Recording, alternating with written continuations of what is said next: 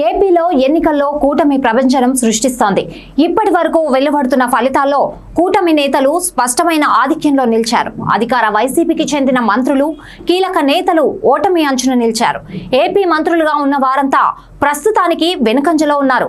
YCP ఓటమి దిశగా ఫలితాలు వెలువడుతున్నాయి. రౌండ్ల వారీగా వెలువడుతున్న ఫలితాలను చూస్తే ఇది అర్థమవుతుంది.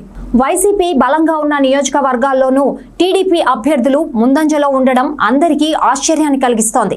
మరోవైపు వైసీపీ కంచుకోటలో కూడా టీడీపీ అభ్యర్థులు విజయం సాధించడం సంచలనంగా మారింది.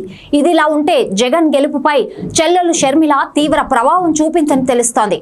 కడప ఎంపీ స్థానానికి పోటీ చేసిన వైఎస్ షర్మిల వెనుకంజలో ఉన్నప్పటికీ భారీగా ఓట్లు చీల్చినట్లు తెలుస్తోంది.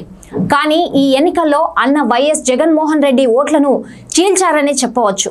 అసలు విషయాల్లోకి వెళ్తే అన్న వైఎస్ జగన్తో విభేదించి కాంగ్రెస్ లో చేరిన షర్మిల కడపలో భారీగా వైసీపీ ఓట్లు చీల్చారు. ఏకంగా 1,09,620 ఓట్లు సాధించారు. అవినాష్ రెడ్డి 4,53,483 ఓట్లు, టీడీపీ అభ్యర్థి భూపేష్ రెడ్డి 3,93,215 ఓట్లు సాధించి 1-2 స్థానాల్లో ఉన్నారు. ప్రస్తుతం అవినాష్ 60,268 ఓట్ల ఆధిక్యంలో ఉన్నారు. అలాగే పులివెందులలోనూ సీఎం జగన్ మెజారిటీని భారీగా తగ్గించారు.